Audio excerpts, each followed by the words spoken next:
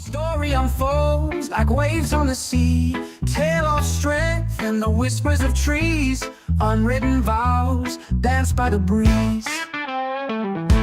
Footsteps of giants mark barren land, echoes of histories whispered in sand, heartbeats of warriors, drums in hand, fighting for dreams, making a stand. It wasn't until the next day, which was Thursday, that, by the first light, they still did not allow the yacht club to help, even though they engaged themselves. We then started passing that on to other people that actually were trying to help, like Kumar, police, right? Yeah. We made contact with the New Zealand consulate because we do have Sophia, who is on her way home, and they are obligated to helping her do that. So we were in communications there as well. After a while, the courts then advised to the yacht club that yes, you can help. And they worked tirelessly that day to get our food, to get our water, to organise our fuel,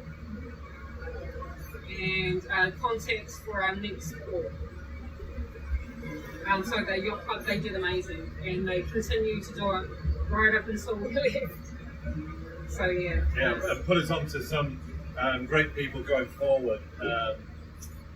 So that was, thank you, Vivek. You're an absolute legend. And all the members of the Madras Yacht Club. Everybody there, we yes. love you. Yeah. I mean, sort of without too much more. I mean, there was toing and froing, backs and forwards. You could write a novel about the past 4 days. 5 days. Shall we sort of get to the last point where we were told by our new friend Kumar, the head of the police, that tomorrow morning you're going to be out of here. Yeah. We're going to have a meeting. We're going to put 4 people on board. Okay, no problem, Kumar. Bearing in mind, we've been drinking tea with Kumar. What absolute legend and an absolute gentleman. He said, well, it's going to be crimes. Don't ask me why. Coast Guard. I understand Coast Guard because they want to check radios, basically health and safety. No problem. Immigration. Yep. Okay. Let's check who's on board. Let's say they are on board. Immigration. He was the most unhelpful guy all the way through. Didn't particularly like Mary because Mary spoke to him. He didn't like ladies speaking to him, I don't think.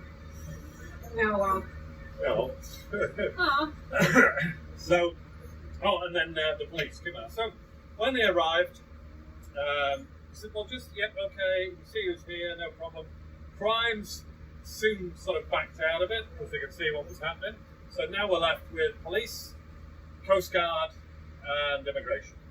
Immigration and Coast Guard started jumping up and down, and this is what will happen, and this is what we'll do. I said, well, just wait for a minute, because I want to see our documents before you board. Otherwise, you're not boarding. It's not going to go one way. It's a mutual thing. Yeah. So just note, while Tim is talking to the Coast Guard and immigration, I removed myself to get ready for what was about to happen. So I was actually in the shower. And once I actually got out of the shower, I could hear things kicking off upstairs. So Tim had actually come inside briefly and was quickly updating me, and I said, yes, I'm getting there, I'm getting ready. I had to get my mind ready, so I'd spent the morning cleaning up, because people are, going to start looking through my things, so I'm like, yeah.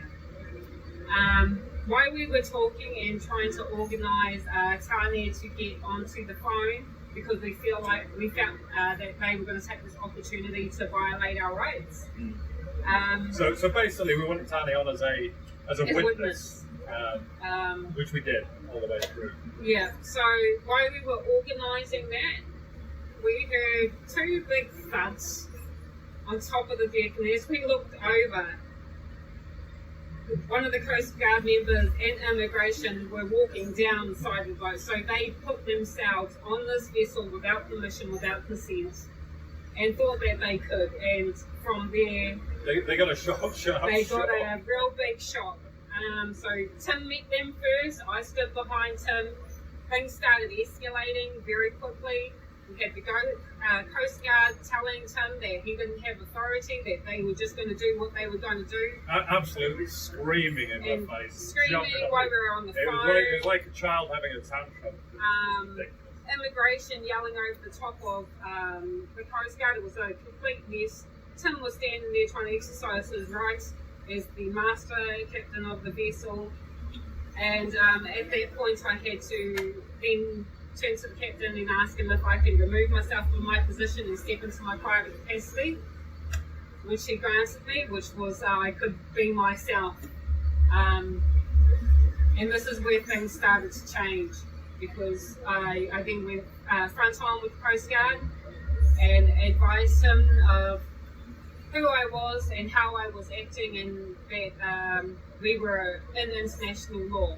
That with the flag flying and being a protectorate of this vessel, that he was under and dealing with Admiralty law. Which he proclaimed then, you know nothing about Admiralty law, so I don't know how he knows what Mary or my knowledge is. I have no idea how he knows this. But... So we talked through it a little bit to a point of I had asked Tim just to step aside and to not talk with him, simply because someone had to be more honourable than the other, and they were acting like little children. To stand in honour as the captain when I'm getting screamed at, just piss off out of my country, you're going, well, hang on, let's get this sorted out here. Which was the whole aim, was to bring it back into order. Yeah. And remind them where they were and what they were doing. So it worked well with Mary stepping into a private capacity, which allowed it to escalate to a point that the police just went, whoa. Yeah, so it escalated to a point which then the police had to then calm things down, and they got them off the ship. Yeah. We were talking about like mutual respect, okay? So I had to voice over to immigration and to the Coast Guard. If you can say from that status, and we're going to talk your legal status because you're talking legal mumbo jumbo to me right now, you are not allowed to board this vessel without permission, just like we're not allowed to enter the land without permission. So get off the boat. Apparently the guy from the Coast Guard, he owns India. Because he said, this is my country, and you have to piss off. So he speaks for everybody in India, which was quite amusing. It was quite amusing. But look, at the end of it all, thanks to Kuma, the Coast Guard and immigration got off the vessel, which then again put it into our favour of who had control and authority for us. It proved who stood right, who stood honourable. So that proved that. Kumar, the head of the police, then said, look, can they get on board? I said, look, Kumar, not a problem, we've already agreed to this, but can we do things properly? And he said, yes, of course we can. So, right, okay. What we need is our documentation, we need to see it's there.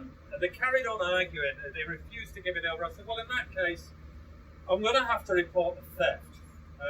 So now you've stolen my stuff, we can't let you on. It's now a police issue. I have to put this across because this is another thing that happened.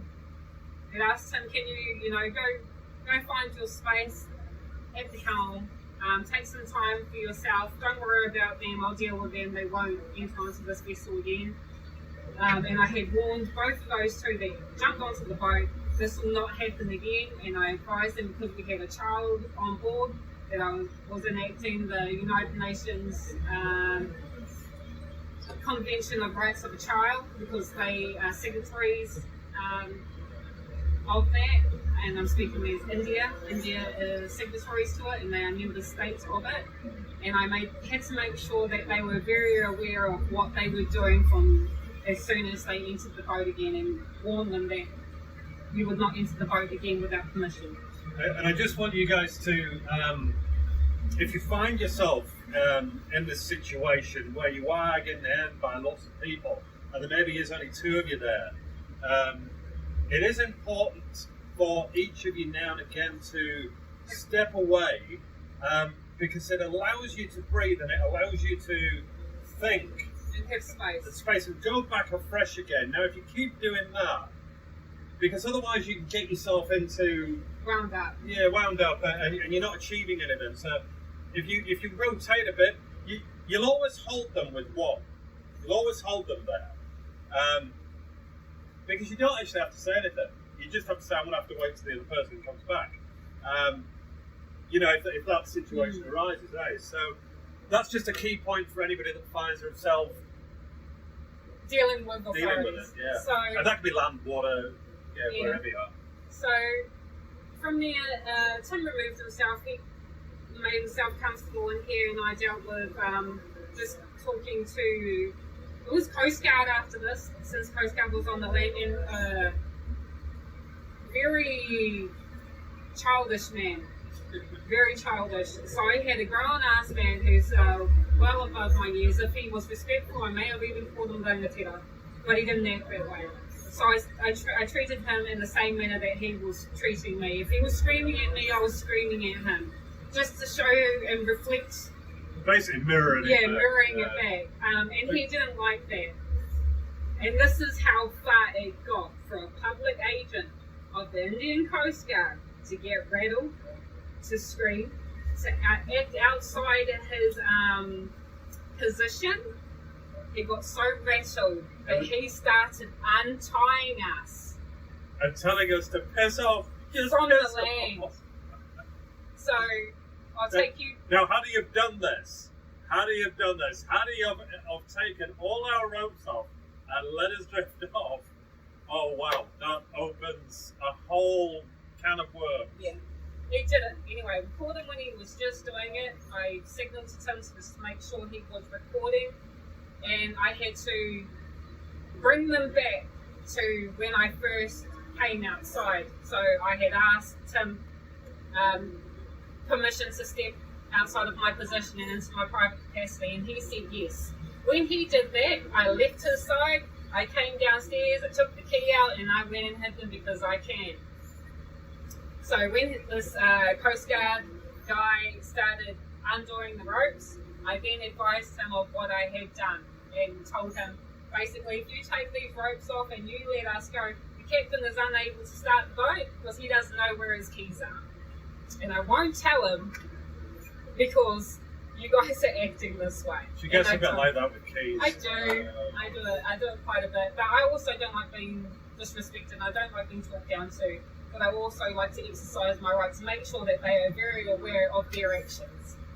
So in the heat of the moment, and while this man is ripping up the ropes, Kumar steps in and he says, "You heard what she said. If you let them drift out, you are liable. I'm telling you, if you continue to take those ropes off, you are liable. Put the ropes back on." Put the ropes down and he's done. He's ever so upset. He's throwing a bit of a tenty. Which at this point, I couldn't help but laugh.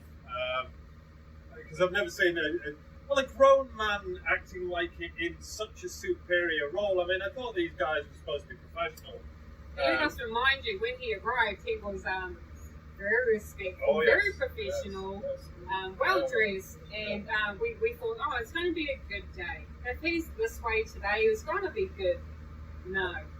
He had an attitude right to the end. And actually, I believe if we take a good look, or if this radar starts going off, he's on his boat, or he's got his a couple of the boys deployed out, making sure we don't cross over 12 nautical miles. Which we're actually right bang on the line at the minute, 12 nautical miles out from India, heading down the line to Sri Lanka. The weather's great, we've got no wind, so we're up the motor. But yes, beautiful day. Shame about the smoke. Yeah. A lot of smoke here. But one thing we noticed was in India, when we were there, we were washing the boat every day and it just got this thick grime over it. such a shame that people have to sit and breathe that in. Yeah. So yeah. But clean waters. Yeah, the waters are good. So yeah, so look, after the ins and outs of them trying to enter, us not allowing them, eventually Kumar managed to secure the sea passes. Bring them into order, have a meeting, bring them into order, ask immigration in front of us, where is their documentation? Immigration went out and got one of the other agents to retrieve them, and they were inside a envelope. And as soon as the envelope was handed to Kumar pulled them out, showed us 3 cards and my daughter's property. And from then on, they got me all clear from the captain. So the second, as soon as I saw Kumar have the documents, I just went, that's it. We're game over. We're got good. this. Because he was an honourable guy. If anybody ever ends up in India, any of our friends end up in India, Chennai, please go and see Kumar. And I don't know if he drinks beer, but he definitely drinks tea. Buy him a cup of tea. Because he's just, he's a beautiful man, he really is. And I can see why he is in the position that he is. And he really does speak from the heart. He lives it, breathes it, and exercises it very, very well. But whilst tantrums were going on, he and I would look at each other and we just smile. Wait for them to finish and then sort of continue with our thing. But so Kumar had the documents, so we allowed them on then. They were trying to find anything they possibly could. They were just asking ridiculous questions. Were immigration, where does the door go through the cupboard, the cleaning cupboard on the side, thinking that there's some sort of secret hatch to the underwater world where, and funnily enough, when they asked Mary, well, where does it lead to? And Mary said, it leads to Narnia. So he opened the door and he said, it's just a cleaning cupboard. And Mary said, oh, by mistake, no Narnia. So yeah, that was, there was a little bit of humour within it, although they weren't humorous, they were very angry. So Coast Guard inspected everything we had. They couldn't find any fault with our safety, with our radio equipment, communications, navigation, everything they wanted to see, they could see. Again, silly questions. After he finished with everything that he could possibly see, he has to pick on the next thing. He looked at the fridge, bearing in mind that our fridge is one of those that's it's covered by a cupboard door. So he said, but what's in there? What is this? And I said, that's a fridge. And he said, but I need to see. And I said, well, pull the handle. And he pulled the handle and he goes, it's a fridge. And I said, yes, it's a fridge. So he stood there and looked for probably 30 seconds. And then he closed it. Then he went and opened the drawer and he said, it's just full of kitchen utensils. I don't know whether they expected some foreign bodies jumping out and going, hello, we've just immigrated. But anyway. So this is Coast Guard, by the way. Coast Guard is going through my kitchen. He just kept saying, but what is this? It's a kitchen. Yeah. I don't know how else to explain it to you. So, Tim and the Coast Guard are downstairs in the galley. I'm upstairs with 2 police officers, beautiful police officers, and the immigration agent. I then decide to come down and help Tim out, point him to immigration while I have Coast Guard, and I obviously advise him that I can take you guys down one by one to the end of the boat and back, and you get one chance to go down and back. So I took the Coast Guard down first. And yeah, so the first bit was as you're going down the hallway, we have our first shower. He goes, shower. Yes, sir, that's a shower. Please continue. So he continues down, he ends up into the first room, and he goes, and whose is this? No, well, currently this is Tim's space. He goes, and what is that? No, that is a closet. And he goes, please open the closet. Now I think you're very capable of doing it yourself, but okay. So I open the closet. And he goes, can you please open up the drawer? What's in it? And I went, oh, clothing. Clothing's in the existing Would you drawer. believe? And he goes, okay then. And he goes, I'm going to take a picture. And I went, are you asking or are you telling me? And he goes, can I please take a picture? Of course you can. Took a picture of my clothes. No, you took a picture of your room. I'm No. going, didn't even make the but yeah, whatever. if you want to record that for you all. It's a little bit weird that he wants a picture of my bedroom, but anyway, okay, whatever. And then he passes down to the second main toilet and shower.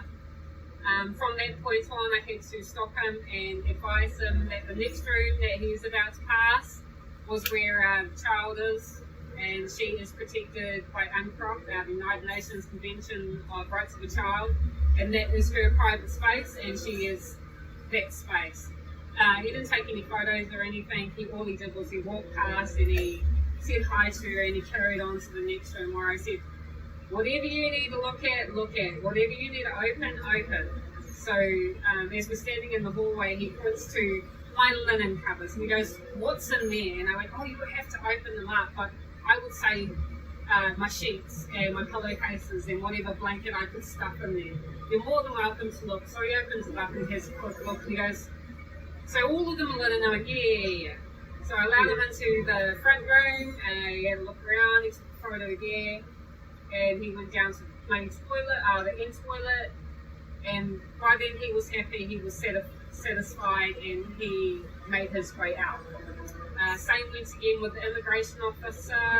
Just in the meantime, the two police, the good guys, we basically let them walk around freely because we knew they were honourable and good people, which immigration had a little tantrum about. Because he said, why can they walk around but I can't? And well, it's very simple, because you're an honourable man, you can't be trusted. Yes. So while I had the Coast Guard with me, both Kuma and his co-worker walked past the door that I'm standing in, and they're going, hi! They're like, is it alright if we can do that? Like, you do whatever you like.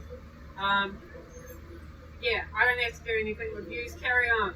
So these two officers carried on, and I basically told the Coast Guard, we'll finish, you can leave, which he did, which I found, respectful at the same time, because he did state to me that he was finished. Yeah, did his job.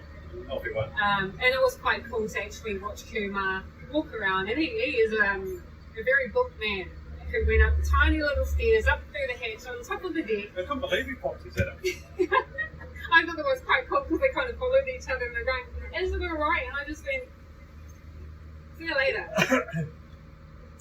So then it was Coast Guard's turn. Now it's time for stupid questions. Immigration. Immigration, yes. So I took immigration down, and I like to entertain myself. So he started walking down. He goes, okay, one shower. Yep, you can count. He goes, okay, one toilet. Oh, yes, you can. Yep, Well there's done. a toilet. Well done. Alright, so this is the main room. Please, if you need to check anything, check anything. And he goes, what's that? No, that would be a closet. Would you like me to open it, or are you capable of opening the door yourself? And he goes, no, I'm capable. He put his hand in through the hole, and he couldn't open it. And I went, is something wrong? You can't open it? And he goes, no, I don't know where the handle is. So I put my hand in, and I went, I'll do it for you. And so I moved things around so we could see that there was nothing in it, and closed the cupboard. It only had clothing in it. And then so I pointed down to the drawers, and I said, are you capable of opening the drawers? And he goes, yes, I am. Ryan. Okay, carry on. That is the tour for the main room. So we carried on, and if we're walking down the hallway, there is, I had to point this out to him, that is a cupboard. And he goes, what's in it? No, and well, if you can open that cupboard, you're free to explore. So It's a Narnia. yeah, he goes, and he opens the cupboard, and he goes, well, where does this go? And I went, to Narnia. Oh, where does it go? I mean, basically, if you can't tell that when you open it, you've got a certain space where you put your cleaning bits and pieces, and then the rest is the hull. And he was expecting some sort of secret door that you can step out into the the underwater world. I don't know. It made no sense. I don't think he realises how boats work. If you have a door in a hull, it's going to sink. Yeah. So, yeah. So yeah, and so being funny, so I'm a bit humorous. I said to the guy to Narnia, and he goes, "Oh, you think you're funny?" I went, "Oh, sorry, I watched too much TV." And I went, "Oh, well, we better close that off." And okay, over here is the main shower. And he goes, "Oh, and another toilet." I went, "Oh, great, we can count." Then what was it? How many showers do you need? And Mary says, "Well, I don't know. Shall we ask the man that built the boat?" I mean, I'm not sure if he's still alive or where he is, but yeah, I guess I have that same question on why did you build the boat with 2 showers? With 2 showers. In fact, I'm going to put it back on you, Malk, being the previous owner. Malk, you need to find out why he did this, and please get back to us so we can get back to the authorities in India and give them an explanation. Yeah. So again, after this. Main bathroom, I had to advise them again that, well, for the first time, that the daughter was in her space and she was protected and not to intrude in her privacy, which he said that's fine, and so he they're all good with that. Yeah, they passed her room and they didn't violate her space or take pictures or anything, which was great. And the same thing, he was going, what are these cupboards? And I went, oh, again, that would be my linen cupboards. And if you'd like to look, please help yourself, open them up, have a look. So he starts putting his hands in, starts pulling stuff out, and I said, well, started counting all the sheets and my pillowcase is coming out, and I said to him, well, if you're going to pull them all out, you're going to have to put them all back in. And he goes, well, no, I don't know. Well, yes, you do. He goes, well, okay then. So he starts putting things back in. I'm they did my washing. Very late bragging, Mr. What was he? Immigration. Mr. Immigration, if you like bragging him up. But to be fair, he was pretty rude with us. He shouted at us. He's been rude with us. He's tried to keep our documentation. He's tried to tell us who we are, and he's just a man that doesn't like his authority questioned. But as you know, and the people that are supporting this is what we're about. We're about challenging the people that believe they're in authority, because nobody has authority over us, barring ourselves. Yeah. So from here, I just allow them to walk past the spot because I'm a mum. I'm just being protective of our space, the space that my daughter is in. So if you want to go check anything else, go ahead. So, more stupid questions started coming out. In these next rooms, there's beds and space and another toilet. And so he says, oh, it's another toilet. And yeah. He goes, well, where does this place go? And he points to the port side of the boat. And I went, well, I don't comprehend what you're saying to me. He goes, well, where does it go? And I went, well, there's no magic door. Yet again, thinking that you can walk out the side of the hull. Yeah. Going it's past that point through that would be a steel hull. And he goes, oh, okay then, so no, you can't get out this way. I went, well, I didn't say that. No, you can't go through a wall, but if you look up, that is a hatch. So if you need to get out, you climb through the hatch. Yeah, so another dumb question was, how many people can stay in this spot? So I said to him, well, if you count the beds, you will get an idea of how many people can stay in that area. So that's 1 bed, that's 2 beds. So that's 2 people that can fit down the front of the bow of the boat. And he goes, okay, and how many people can stay in this part of the boat? And I went, well, once again, count the beds. And there's a double bed, there's a single bed. So I'm guessing 1 at the top, 2 down the bottom. So that's 5 in that quarter, which can be closed off. So, for example, if we had a crew on board, we could separate ourselves, so they have their space, we would have our space. And I don't think I have to go through this in the next few rooms, because I think you get the general idea of how many people can stay in that space. From there, he basically goes, where does this go up to? And I went, have a good think about it. Just and look. Obviously, it goes up to the top deck. From there, he's finished, and he says to me, I'm finished. And so I go, well, that is the way out. And if you want a more comfortable way to see the top of the deck, I suggest that you head straight back out the back and walk up the side of the boat the same way that you tried to enter. And you would be on top of the deck. And then we had, so after that we just left with Kuma and his man, another head officer, where we took some selfies and had a giggle and wished each other the best of luck. And I said to Kuma, I said, I will see you again soon. He says, just don't come here. So I said, I'll have to be somewhere else now, Kuma. But we then got sorted. Within 15 minutes, we're out of there. Which you'll see, we've got some more videos. I took a little bit of footage of us leaving the harbour. And all sort of we went through there. And here we are. Here we are. So, stay strong, guys. Don't give up the fight. These authorities are not in charge of you. You are your own beings. You have every right to travel freely. Could be anything. Never cede your authority to proclaimed authorities because they've got none. We are only getting stronger as people. We are only gaining more knowledge against them. It was us that gave the knowledge in the first place. It's just we are now using our own knowledge, I guess. Yeah. We're forever learning. Yes. Forever exercising our right. We don't know exactly what it all is until we're actually in a position of being in these encounters. Yeah. We don't know all. Definitely not. And we're eager to hear from all other sovereigns to give us, some pointers. If you've got some information that you think would come in handy with what we're doing, we'd love to hear about it. If you've got questions for us of how do we do this, how do we do that, we'd love to explain it, tell it to you. You just know, I'm just Mary. Tem. Well, actually, Captain Tem today. But I can't say that in front of her because she doesn't like it when I say you've got to call me Captain. She gets all upset. Yeah. So we've got an email which is sovereign.united@gmail.com. If you've got any questions, please flick us an email through. Oh, can you give the Tim Nigel Boreal one over simply because you would have to spell sovereign to them because it's not spelled. Okay. The other one is Tim Nigel Boreal.